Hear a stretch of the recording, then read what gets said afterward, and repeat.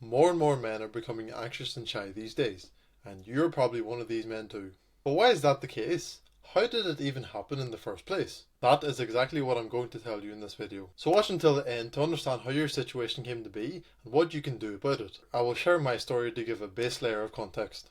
Growing up, I was always the big, shy and awkward guy, and I always felt like I stood out like a sore thumb. Anything to do with talking to people that I didn't know gave me an awful, dreadful feeling every single time. Even talking to my friends or people that I knew about certain topics gave me that same sense of dread. I hated talking to customers in my previous jobs, where I worked as a customer service advisor or worked at the till. And it has only been in the last 6 months, give or take, where I have not felt dread to talk to people I don't know, or talk to people I know about certain topics.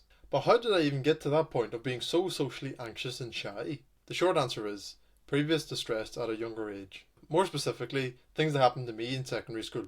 I honestly was not the best student, and in my first year of secondary school, I actually don't remember doing any maths homework, and I don't remember doing much homework at all. And I didn't listen in class because all I did was have sexual fantasies with the teachers, or thinking about going home to jerk off and then go play Black Ops 2. And I firmly kept up that terrible work ethic for around the next 4 years. And of course I did awful with any schoolwork or tests. I would always hope that other people did bad on tests so I wouldn't feel as low at the bottom. And I did get 6% on a maths test once. I got 2 marks correct.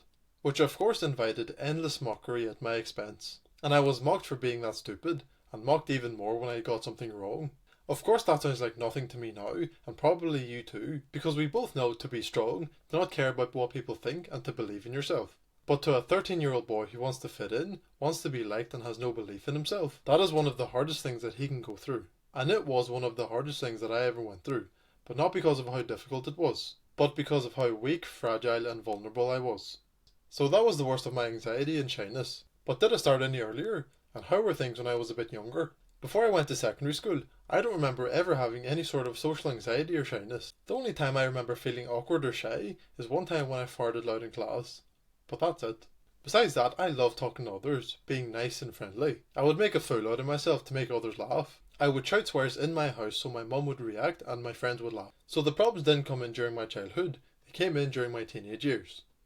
And in addition, anytime I would get drunk, I would love talking to people, being nice and friendly to them. And this is significant because alcohol doesn't give you confidence. Alcohol instead removes any fears or doubts that you may have. That's why men get overly flirty with women or try to start fights when they're drunk. They are removed from any fear that they may have.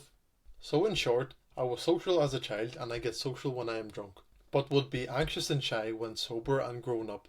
That means that it wasn't me as a person that was the problem. It was the distress that I went through as a young teenager that shaped my behaviour. And you need to think about this too.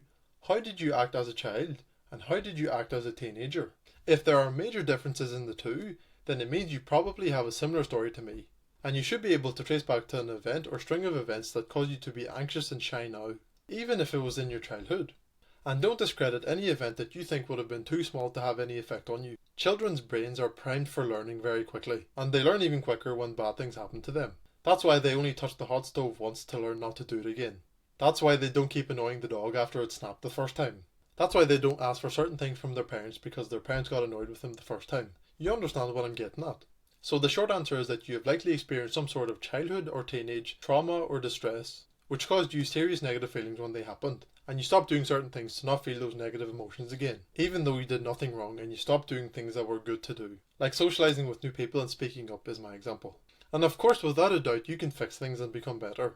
Firstly, you would do some inner child work. You would journal all the situations that happened, what happened because of them, and how you feel about it all. Then understand and accept everything that happened, alongside talking to your inner child. Give the love that he never got and be the parent that he never had. Secondly, go put yourself in social situations.